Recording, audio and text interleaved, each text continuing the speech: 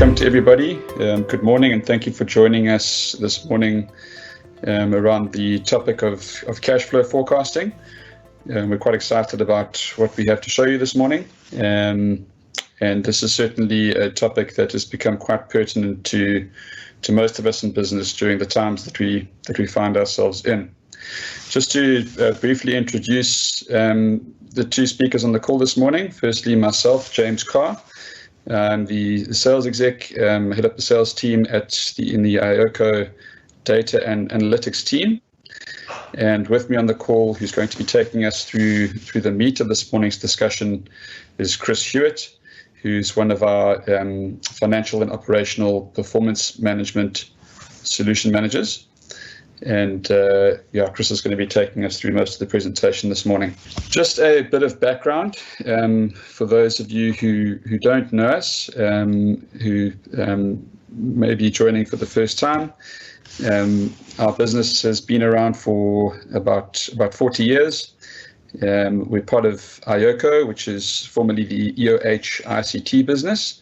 But prior to that, our business was known as Synergy Business Intelligence, and we've been around for about 40 years. We have a presence nationally, with our head office traditionally down in Cape Town, with offices also in Joburg and Durban, and an office in Switzerland. We provide a sort of wide range of services around data and analytics, but pertinent to this morning's discussion really is around performance management, the Office of Finance and Planning. And we're going to be showing you a bit around cash flow forecasting using IBM's Planning Analytics, and showing you what we've done for some of our customers to help them improve their cash flow forecasting processes. And just to give you a brief view of some of our customers, just so that you know we're not some fly-by-nighters working from our garage. Just a brief wallboard of some of the customers that we serve in the data space. And we provide analytics solutions, BI solutions, data warehousing. We've helped these customers bring different data sources together into unified reporting platforms. And we've helped them with their budgeting and forecasting, financial consolidation, as well as the last mile of reporting in disclosure management and narrative reporting. All right, and just before we kick off with the presentation, before I hand over to my colleague Chris, just to set the expectation for this morning's session, we're going to be showing you some technology that enables effective and robust cash flow forecasting. And in order for us to communicate our message as best as possible, we'll be needing to spend the first sort of 15 to 20 minutes just going through the technology and through a few examples that might appear to not immediately relate to cash flow forecasting, but they are quite important to help the audience understand the concepts behind the tool and what it's capable of doing. So that once we move on to the cash flow forecasting part of the presentation, the attendees will have an idea and a basic understanding of the capability and what's actually happening behind the scenes in the solution. So just bear with us for the first 15 minutes and follow along. You'll soon understand what I'm talking about. But thank you very much for joining us, and really hope that you enjoy this morning's session. And without further ado, I would like to hand over to my colleague Chris. Oh, one more thing. Sorry, Chris. Just there is an open Q&A section in the webinar, so please make use of that. We'll keep the questions till the end of the presentation. It should take at the most an hour to get through the content, and we've left about 15 minutes at the end to address any questions that have come up in the Q&A. You can also obviously get in touch with us after this if you have further questions. Thanks, Chris. Thanks very much, James. Welcome, and thanks very much for attending. What I'll do is firstly position TM1 with a few high-level slides, but I'm certainly not going to bore you with tons of slide and discussion. So the idea is to position the tool, give you a little bit of background, and then jump into the good stuff with the demo. So the demo will certainly be 95% of the process, but just a few quick pointers at this stage, just to tell you a little bit about Planning Analytics, or TM1 as it's more commonly known, and exactly what it does and where it features. So the first thing to note is that TM1 is an IBM product. It's been around for more than 15 years. It's got an extremely strong global following, I think way in excess of 10,000 customers around the world, a lot of them blue chips. So it's certainly got a very strong pedigree, plays both in the enterprise and the small market space, and is certainly features in the top quadrants, in the Gartner analytics quadrants. In terms of the use case for TM1, the primary, or the most popular, should I say, use case at the moment is certainly in the Office of Finance, where it's used extensively to automate and add a huge amount of power to the budgeting, forecasting, and financial reporting processes. Recently, though, there's been a huge emphasis across the globe, really, for liquidity and cash flow forecasting, and this especially in light of obviously the economic crunch following the whole COVID pandemic. So there's been a lot of interest displayed by our customers, and we've had a lot of requests asking about how they can also use TM1 for cash flow modeling. The bottom line behind TM1, and this should hopefully become apparent as we go through the demo, is that although it is used primarily in the Office of Finance, in itself, it's a very powerful modeling tool, and we often use the analogy of Excel to try and articulate this. So just like you can use Excel in finance, and everyone does use Excel in finance to do budgets, forecasts, and everything else they need to do, Excel is also pretty much systemic throughout the entire organization. People use it in HR, logistics, and planning, and you get some fairly complicated spreadsheets that exist in these operational departments. And many of our customers, once they've used it for budgeting and forecasting, and they've seen the power of the tool, and they realize they can model pretty much anything, they very often extend the modeling capabilities to all areas of the business.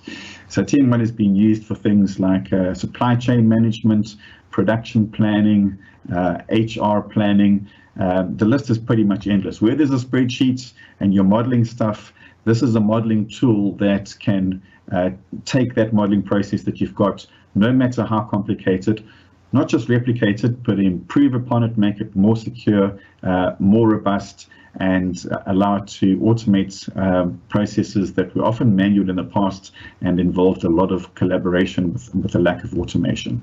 So hopefully in the demo today, you guys will get a taste of that and see how it can be used. And obviously the focus on this demo is on the cash flow forecasting side, but hopefully it should open your mind to all the possibilities that TM1 can deliver for your organization. The next thing to note, and you'll see this extensively in the demo, is that the primary interface, the tool of choice, is Microsoft Excel, purely because everyone lives and breathes in Excel. Everyone is familiar with Excel. It makes the learning curve very flat. You can bring data into Excel and go about the normal things you would do in Excel to a large extent, inserting rows, columns, putting in Excel calculations, doing formatting, producing reports in the exact format that you currently produce them, and doing things that you could never do before in Excel with the Excel front end. There are also web front ends, which can come in useful if people just need a URL and you don't need to install software, and there's also powerful dashboarding functionality, and we'll certainly look at these aspects as well.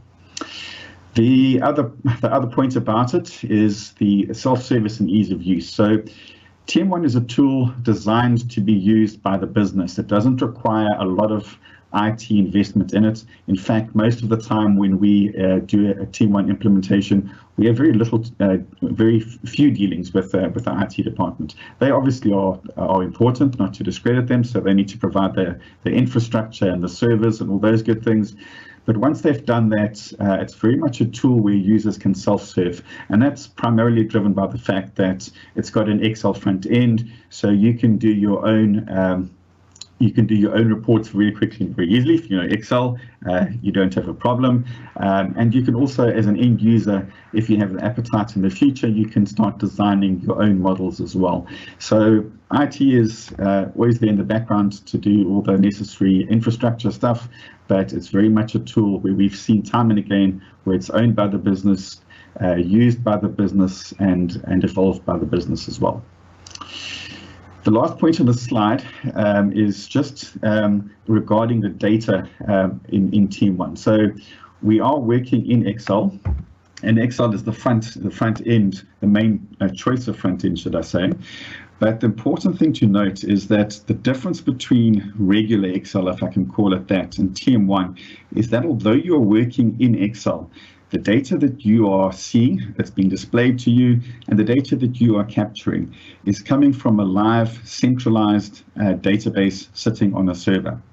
So if you open an Excel template that's looking at your trial balance, and another person is looking at an Excel template that is dealing with capturing of sales budgets, the minute they enter a new number in their sales budget template, and you might be looking at your income statement in the Excel template, the minute they hit the enter key, the single source of the truth, the database updates, and your numbers on your screen will update.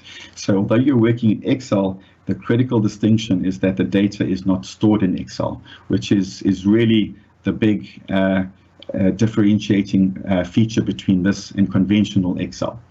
It also means that since the data is being held and secured in a centralized location, the grunt work, the engine behind it is actually being done on a server with lots of horsepower. So you don't have these situations where your Excel spreadsheet starts getting bigger, more unwieldy, and it starts battling to actually deliver. Excel is displaying the information. It's not doing all the grunt work. You don't need a super big computer to open massive 30 meg Excel spreadsheets to actually do your work. All right, so it's just a high-level view, and I'm sure there'll be lots of questions, and we've got a section at the end. And just to also advise that if you guys have a burning question and you're nervous about it not being addressed, bear in mind that I think a lot of the questions we often have are addressed as we go through the demo. So I'm sure you have lots of questions, especially at the outset. Hold on to those. They might well be answered in the demo as we go through it. It will all become a lot clearer to you. And then if you still have further questions, we have a Q&A session at the end where you guys can ask anything you like. Okay, so for the demo that we are going to look at today, the primary focus of this whole session is on cash flow. So we're certainly going to talk to cash flow as closely as we can. But what we are going to do today is show you a holistic view of the entire model that we've put together for one of our customers. So rather than using a sample database with fairly limited and random data, we approached one of our customers who kindly allowed us to use their model, obviously on the condition that we randomize the data. So we've randomized the data significantly, and we took a copy of the model fairly early on in the implementation process a few years back. So since then, we've actually done a lot more stuff with this, but this demo model that we have in this stage should certainly be adequate to give you guys a feeling of how TM1 works, what it can do, and exactly how it can assist you in the cash flow forecasting space. So before I log on, just a high-level view of how things fit together for this model, and they don't have a problem mentioning their name. This is the Bearing Man Group, who are an engineering components supplier. And although this will probably be a different industry vertical to a lot of people on the call today, a lot of the concepts in cash flow forecasting and budgeting are very similar, and budgeting and forecasting itself is also similar. So regardless of the industry you're in, you're going to have budgets that relate to the primary big ticket items such as sales, payroll, capex, costs of sales, production, all those good items. So this should still be an appropriate model to show you guys how things fit together. So just to describe some of the the cubes that we have over here, we can just quickly talk through this diagram over here.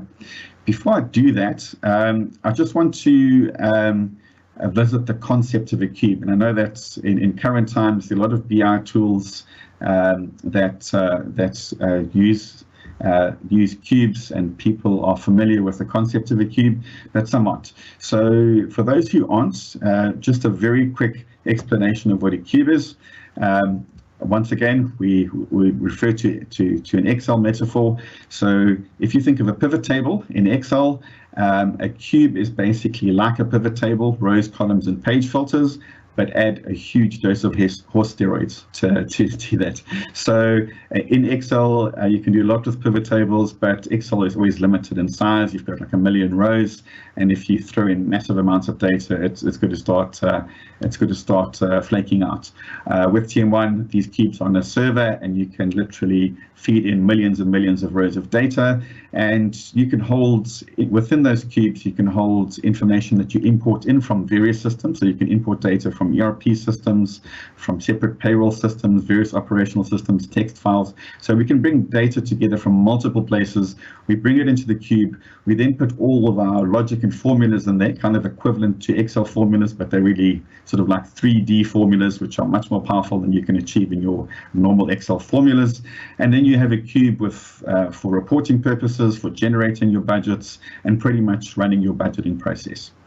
The other great thing about it is that you can actually link all of these cubes together. So in Excel, the extremely versatile feature in Excel is being able to link stuff together. So you can do all your calculations in detail spreadsheets, link them together to bring them into a consolidated income statement. But we all know that Excel links can be very treacherous. So we've all had situations where people have inserted rows or columns that they've forgotten to refresh the Excel sheets, and things fall over, numbers are incorrect, and drama ensues. With TM1, we don't have that same challenge because all of the linking is done on a server and a database level. So it's not a question of rows and columns being linked. You actually linking the underlying cube databases together. So looking at this diagram over here for Bearing Man, we have a centralized GL cube common to a lot of our implementations, and then around it we have cubes for each of the major process areas that will feed into it to feed the budget and also to feed the cash flow. So if we look at sales, for example, so the sales cube is where the sales budgeting is going to happen. And obviously sales budgets and forecasts are going to be one of the primary drivers in the cash flow side. So the sales numbers will basically drive the cash flow, the budget sales numbers, as well as the associated cash flow numbers. And the cash flow numbers will lag and differ in timing to the budget numbers based on the terms that you capture for the different customers. So you can capture different terms for different customers, and your resultant cash flow from a sales budget will obviously fall into the correct period. So that's one example of how budgets and cash flows are going to be affected. We then also have a debtors cube, so you can load in your current aged debtors analysis, and in there you can predict how much of your current debtors book you are going to be able to collect. So in COVID times, obviously it's important to be able to model how much of your debtors book you'll actually be able to collect, and also the terms of collection, when you'll be able to actually see that money coming in, because obviously it's not business as usual, and it's important to be able to model this in a powerful fashion, and with TM1 you can do so right down to an individual debtor level.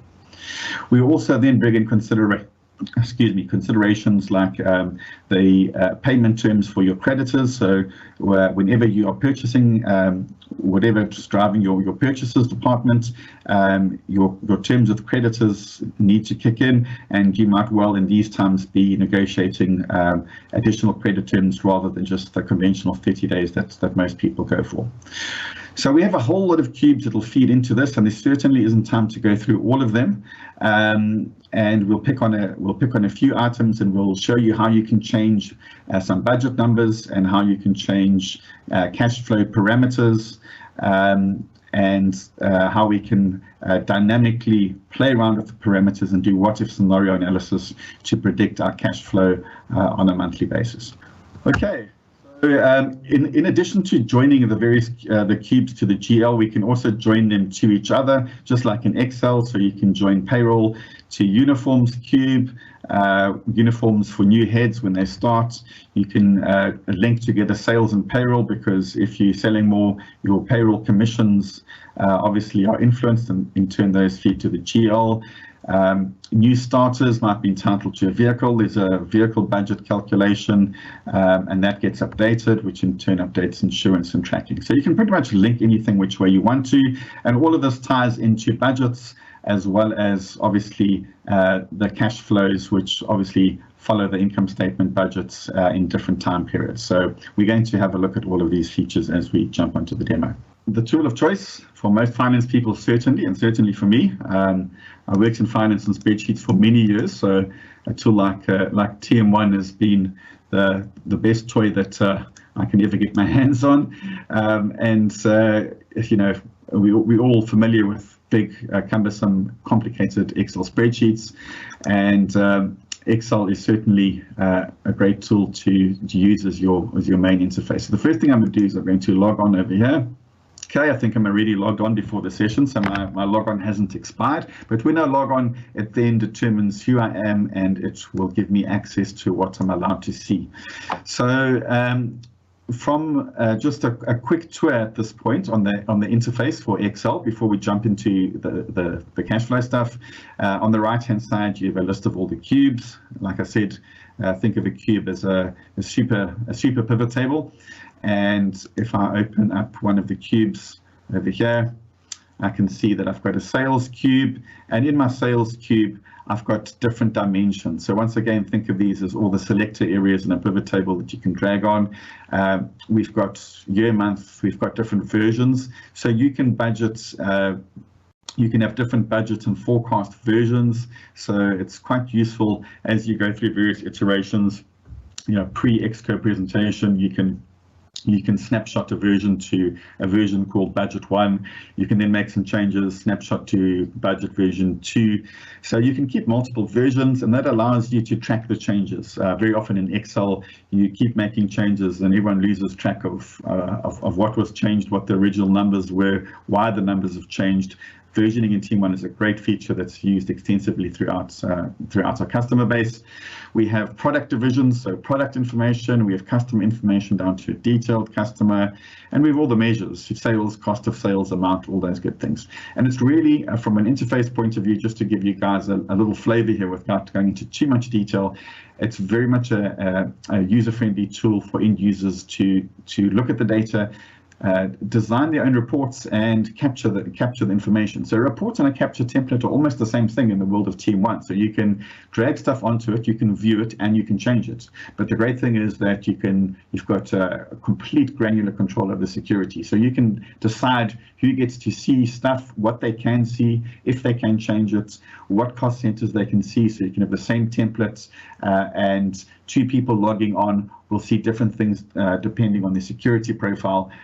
You don't have to write multiple password protected Excel spreadsheets to achieve that. So let's get going with this now. So what I can do over here, just to write a simple report, I can right click on that, choose just the starting point view over here, hit that as an exploration, go to this sheet over here, and I can get some information about my sales. Okay. Now, bear in mind, this sales is linked to the GL cube. So if I can change budget information over here, it will automatically change my bottom line instantaneously as I do that. So let's play around with changing this report. And again, no rocket science, no IT qualifications, end users, happy days. So I've got my divisions over here. This is my row selector area. This is my column drop area, and these are my page filters. So let's play around with this just to give you a quick little flavor of how you can manipulate information. So I'm going to take my customer, I'm going to drop it on the product division just to swap it around, and then I'm going to take my year dimension and move it from a page filter to a column filter. I'm then going to take my version and move it across over here. And I have all my information available to me over there. Okay, and all of my information is available in Excel, but this data that you're seeing here is not value pasted into it. This is a live link to the TM1 database. So if I change a budget number or someone else changes it, it will instantaneously change for everyone. Everyone's looking at the same data all the time.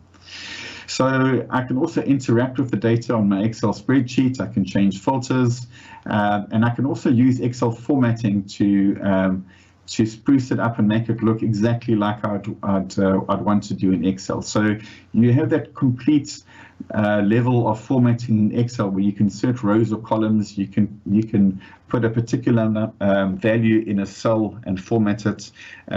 You can have multiple sheets at the bottom, just like you can in Excel. You can have your time management account pack at the bottom. You can replicate anything that you want to in Excel, but the great thing is all of that data is drawing from a centralized source. So what I'm going to do is just to look at some of the formatting options. I'll just convert the report type over here to what they call a dynamic report. Open that up, and I can then basically access all the information that I have over here, and I can use my normal Excel formatting. So you might want to hide these rows over here. So these different column titles and row titles are really used in what is a fancy VLOOKUP formula. So if you click on an item here, you'll see an Excel, you'll see a formula, which isn't a traditional Excel formula, but it's really a fancy VLOOKUP formula, and people can get to manipulate that and play with it, although a lot of it gets generated for you just in the manner that I put this report together. But you can actually start playing with that and do some really stuff and make this thing stand on its head if you so wish. But effectively, it's a fancy VLOOKUP. It's saying, right, for a particular cube, give me the number for all months, all divisions, all customers, actual company costs, and return the value for me. But I can then start supplementing this with additional Excel formulas. So I can just insert a column over here and just use plain old Excel if I want to create a calculation. Obviously, we try and make life easy and put most of these calculations like GP% as the business logic in the cubes itself. But the invariably sort of calculations you want to do where you want to subtract one column from another, and do your own little calculations, and you can do so very quickly and very easily. You can then also, in here, you can also filter your pages. So you might want to filter this on a particular product division. So I might decide I want to have this for bearings only, apply and close, okay, and it makes that for bearings only. And I can then go down, double click on my information, and scroll and drill down my hierarchy that I've put together. So in this case, I've done a whole lot of, I've got hierarchies for different branches. Okay, so that's that same template where we just spruced it up with Excel formatting, and you have all of your information here. All right, so that was just a little quick tour of TM1, but obviously this is certainly relevant to cash flow forecasting, because changing your sales budget numbers is going to impact on your cash flow. But let's now go into cash flow forecasting itself with some examples and an explanation of how the cash flow forecasting component is going to fit together. So what I'm going to do over here is I'm going to go in and open up my templates that are specifically involved in converting budgets into cash flows, budgets or forecasts into cash flows. So if I look under my free cash flow example, what I'm going to do is take you through the parameters that we can set to drive the cash flow. And then once I've taken you through those parameters, we're going to have a sort of session where we're going to actually play with changing all those parameters and see how they actually ripple through and dynamically change the cash flow as we look at it. So if I double click on the parameters, one of the first things I'm going to look at is my mapping template for accounts. So what I have here is a list of all the accounts that I have in my TB for my income statements, and I can then choose the payment terms for the underlying suppliers behind these accounts. So I can click on a drop-down list and choose the payment terms that I'm currently going to be locked into 4 different accounts that I'm spending money on. So obviously you will have your expense item being incurred and reported in the month where it's incurred. From a cash flow point of view, each of these accounts, we can indicate the terms that the cash will actually flow out. So we've got 30 days is the main one, current, but obviously in COVID times, this is really where you want to start experimenting with paying your suppliers later on, especially if you're in a bit of distress and liquidity is a big challenge for you. You can start playing around with your major suppliers and seeing how that can improve your cash flow. We then also have a field to indicate whether it's a provision or accrual. So if I just look at a few examples, some of the accounts that you have might be accrual. So in your income statement, you're accruing for them, but obviously those don't represent the cash flow in the same period. So just a few examples, definitely there will be many more, but for this demo, we flagged a few obvious ones. Profit share, not a real expense at the time, it's an accrual. Leave pay, depreciation, and we just took audit fees as another miscellaneous example where you accrue for it and pay it later on. And then the other big thing to consider, obviously, as well, is tax and VAT. So we haven't focused too much on tax, just in a little demo sample that we've got, but we've just modeled the whole VAT payment system. So obviously, your sales and your income statement are going to exclude VAT. From a cash flow point of view, you're going to be collecting VAT, and then you're going to be paying VAT across in the subsequent period. So this really is allowing us to flag VAT accounts, which will then affect the cash flow from VAT coming in, and obviously your VAT input and VAT outputs are netted off, and you pay that over to SARS the following month. Another parameter sheet for us to use for cash flow forecasting is from a sales point of view, we're going to look at the customer terms. So any sales that we are forecasting, we in times before COVID, we'll boldly rely on 30 days credit terms for a lot of our customers. But from a sales budgeting point of view, we can then set these terms, and especially if we know of customers where they are in distress and they're unable to pay you, or they might have even negotiated alternative payment plans, you can then change the terms on this. So you might have a budget for 5 million for a particular customer in July. Normal cash flow trading conditions, you expect the cash flow impact to come through in August. You just literally go in here, change it to, instead of August, you can change it to September. As you change it, your cash flow forecast ripples automatically, and you can do this for an individual, right at an individual customer level. Okay, and then other parameters to consider over here, capture templates.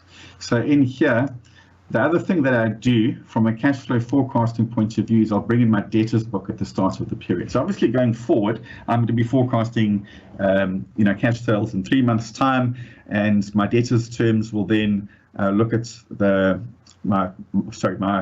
cash flow forecast will look at the debtors terms for that customer in 3 months' time, and if it's 30 days, the cash flow impact will be the following month. At the start of the period, the budgeting of the forecasting period, the idea is to bring in the debtors book, for example, and then look at your current debtors book and see how much of that is actually going to be paid and when it's going to be paid. So this template over here shows you your actuals coming in for the year. So your current debtors book as at the end of March is 15 million. In this sample I've got, the financial year runs from April to March. So just prior to the start of the financial year, your debtors book is sitting at 15 million. So these are the actuals, and this is the aging of your debtors book at that point in time. On the right-hand side, you can now capture budgeted cash flow numbers in terms of what you expect to actually collect.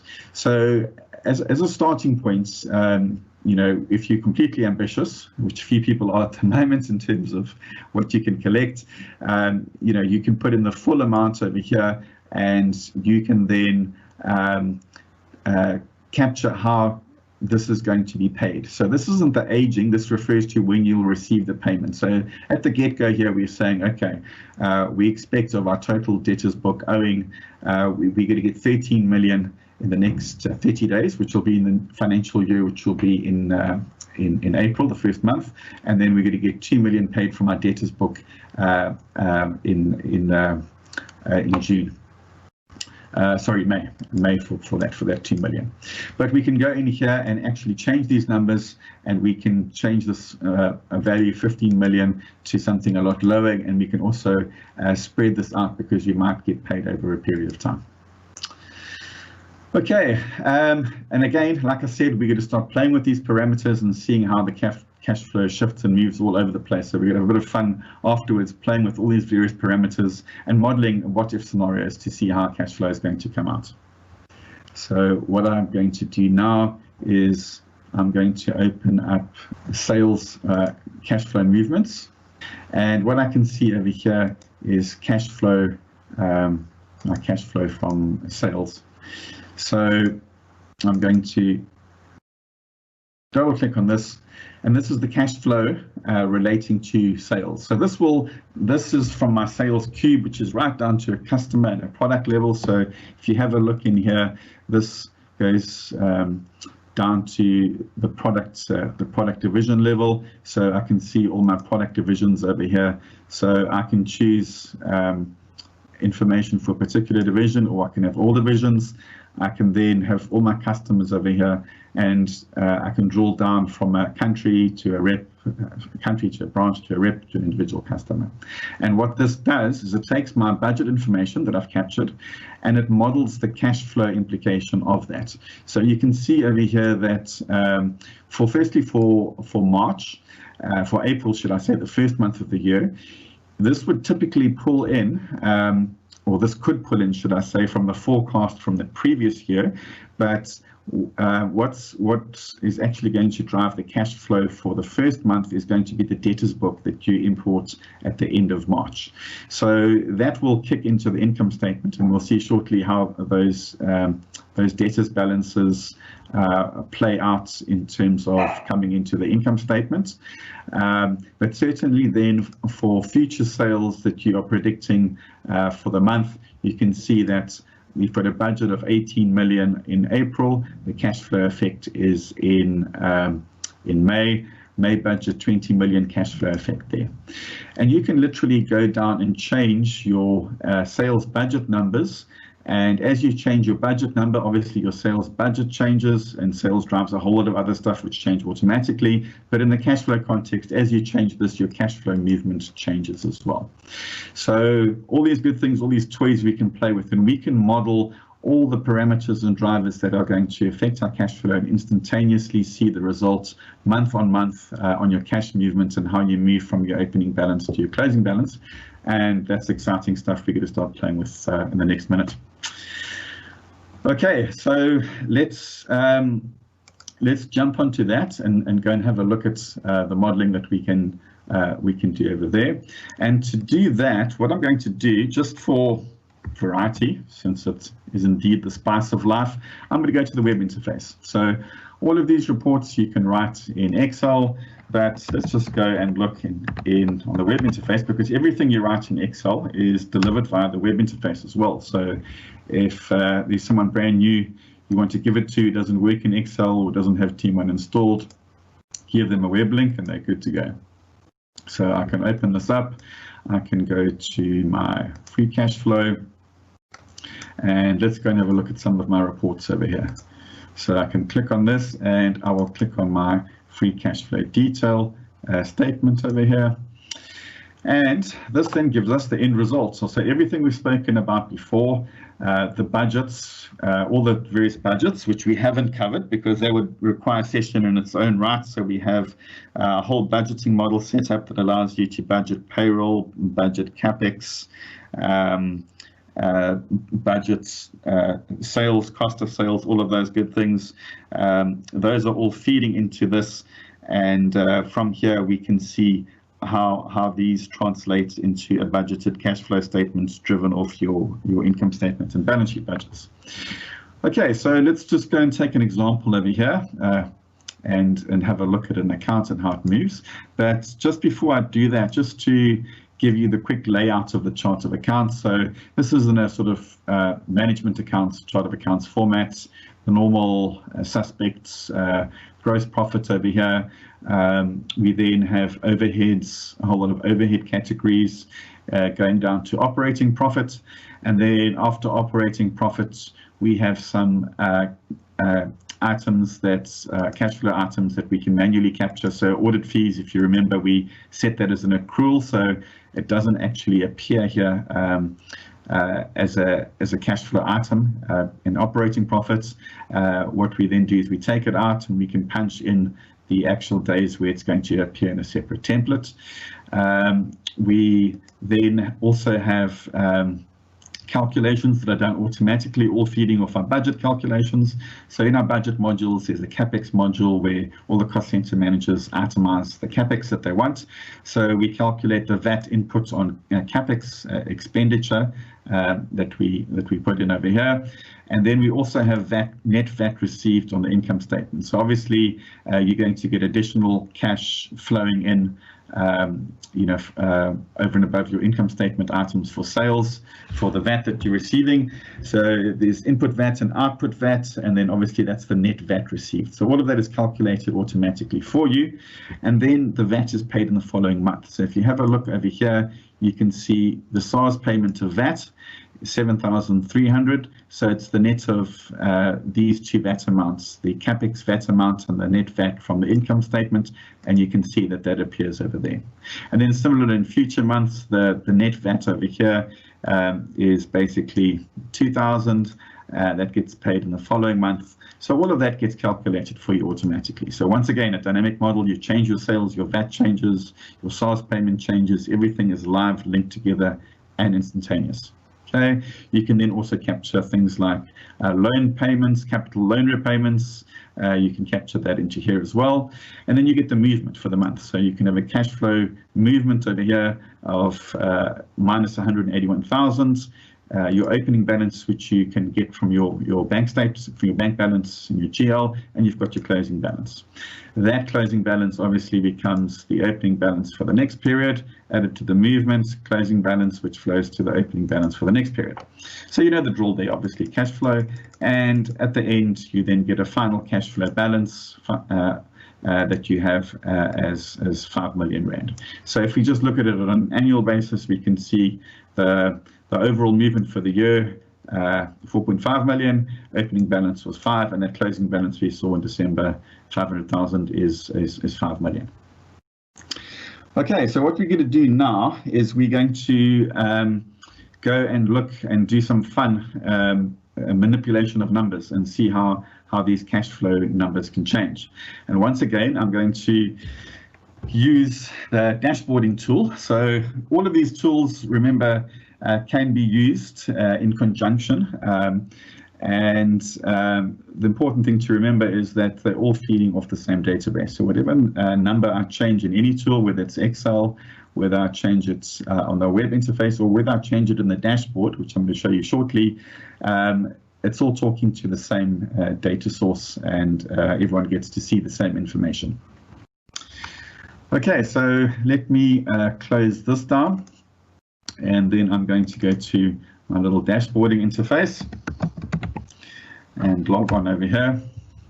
And I've got a little dashboard book here, and I'm going to open this up, and I've got a couple of different tabs on the dashboard. And once again, these dashboards are simple to design. End users, it's designed for the end users to design it. You don't need to be the TM1 guru to do it. Certainly you don't need IT to do it. You as an end user can create your own dashboards, create multiple tabs, and put them on. And the nice thing is that it's all interactive. So as you change one number, you see the effect on another number. So if we look over here, at this first tab, summary graphics showing you the closing balance and how it moves over time. So this is the closing balance and the fluctuation, and a trend line showing you how this moves. Now, the really cool feature with TM1 is that you can do scenario planning with a feature called sandboxing. So you can set up different sandboxes to try out different scenarios. So TM1 is a tool which is basically dynamic in that everything is linked to everything else. So if you change sales, whatever sales drives and affects ripples through automatically. So one change of a sales number, your bottom line changes, not just because of sales, but your payroll commissions change, your production numbers change, your required stock orders change, and the associated cash flow for purchasing if you follow along the supply chain changes. So you might be sitting in sales and be thinking, okay, I want to play around with these sales numbers, and as you're doing so, your CEO is falling out of his or her chair because you're playing with these numbers, and every 5 minutes the bottom line keeps changing in terms of profits and also in terms of your liquidity. And you don't want that because your phone will keep ringing. So what you can do is you can set up a play area called a sandbox, and that's used for scenario planning. And you can experiment with the effect of changing sales numbers, and you won't just see the effect on sales. So within that sandbox or that scenario, you will see the full picture, and you will see how that changes the numbers across the organization, and how that sales number change will impact upon your cash flow, your profits, your payroll numbers.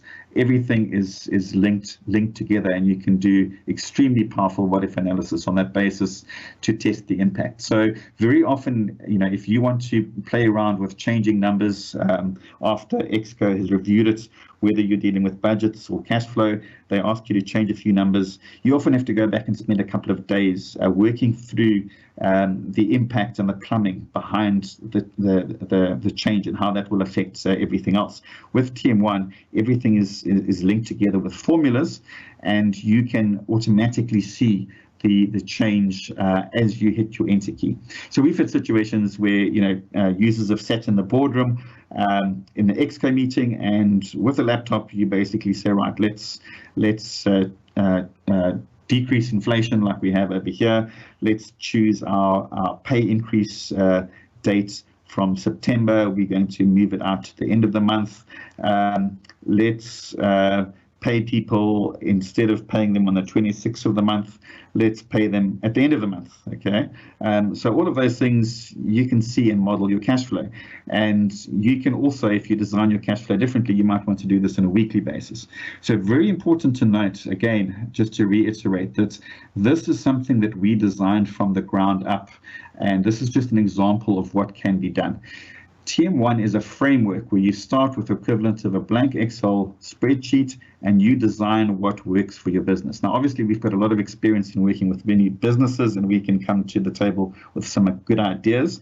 But ultimately, we're starting with a blank canvas, and any bit of logic that can be articulated, and certainly that can be modeled in Excel, we can model it in TM1 and make it a lot more powerful, automate it, and do things that simply would be too difficult to do in Excel because the complexity behind it becomes too difficult to actually work with. Okay, so anyway, enough of that aside. This little closing balance trend graph shows you the movements, and as a starting point, I've set up a scenario. And when you set up a scenario, as the starting point, it'll be the same as the base data. So scenario one, I created scenario one, and you can create as many scenarios as you want. And as a starting point, it's the same as the base. So base and scenario one are exactly the same. And this line, it looks green, but there's blue underneath it, are exactly the same. So what I can do is I can go, for example, and change some of my parameters here. So if I go to the sales summary sheet, I can see over here that my total sales from my sales cube across all countries is 120 million rand. Okay. Now I could go into this and I can choose a scenario, whether it could be base, scenario one, scenario two, etc. And I can go in here and I can say, right, I want to go and change my sales number. At the simplest level, I could drill down in South Africa. I could drill down within South Africa to a particular branch, within a particular branch to a rep and a customer, and change it, and my numbers will change automatically. So you can, at the simplest level, when you're capturing budgets or cash flow parameters, you can do a bottom-up approach. But you can also do a top-down approach, and top-down budgeting is an immensely strong feature of TM1. It really makes a massive difference to how you can budget and the level of detail you can go to. So you're not confined to having to capture at a summary level only, and you're not confined to only capturing at a detail level. You can really capture both. So I've set it to scenario 1 over here. And on the right-hand side, you can see that this is the sales cube information that goes to a customer level. On the right-hand side, the sales cube is linked to my income statement. So there's 120 million rand budget. There's my 120 million budget. So for scenario 1, what I could do is say, look, things are looking a bit dicey at the moment. I don't think 121 million is realistic. So I can right-click on this, and I can go to spread. And I can go to a screen over here and choose proportional spread. So that will proportionately change all the numbers in the same ratio that the current numbers appear. So I'm going to change this to 110 million for the year. Apply that. Now that is automatically, you see my graph changed if you watched quickly. That is automatically changed my total sales number, and it has pushed it down in relation by customer, by product, to all the different countries that we have over here. And you will notice that my income statement has changed automatically and my bottom line has changed automatically. But let's see what this has done to the closing balance as well. So if we have a look at my closing balance number over here, the one thing that we do need is a commit button. So let me flip over to my income statement and get to my sales budget. Okay, change this to scenario 1. Okay.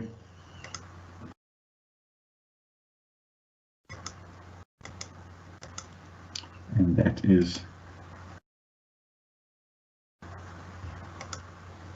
let me just change this again, data spread, and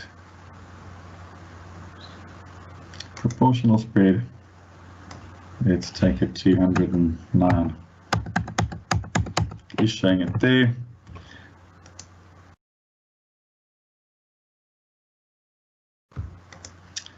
Okay, so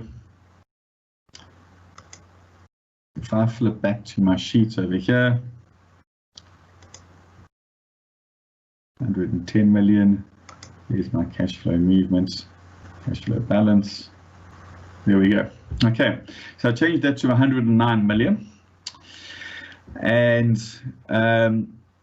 you can see over here from changing it to 109 million, you've got your base or your live scenario, and you've got the actual scenario 1 appearing under here, because obviously your closing balance has dropped because I've taken money off that.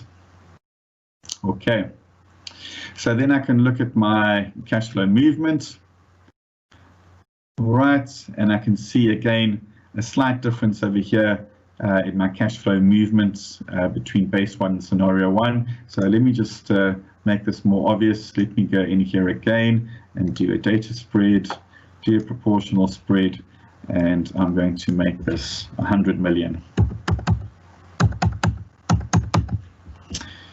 Okay, apply that. That's pushed it to 100 million. And we can refresh our numbers over here. And there we go. We can see that gap is increased, and we're now sitting at a cash flow balance of 500,000 at the end of the year. And more worryingly, we can see here that in certain months, we are actually going into an overdraft position over here, where this comes out as negative. And then from a cash flow detail point of view, we've got a detailed screen over here, and we can see we can basically see over here what our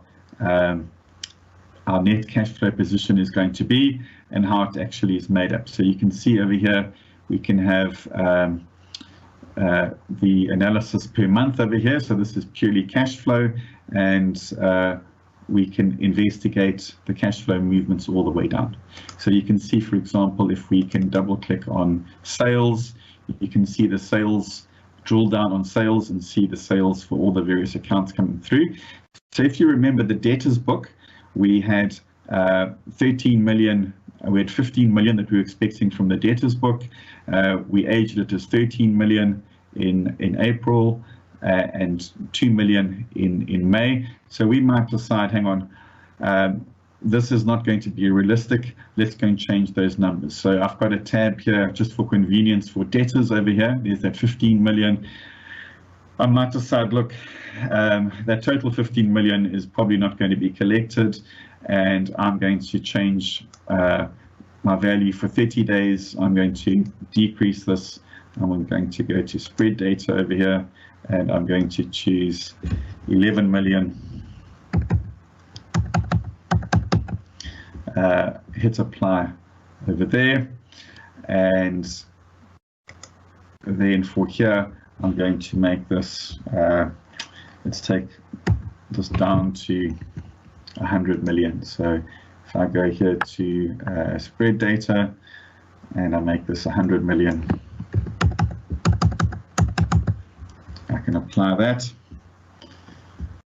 Okay, and then I can go to my closing balance screen over here, refresh my numbers, and I think can then get to see my final results that are coming through over here.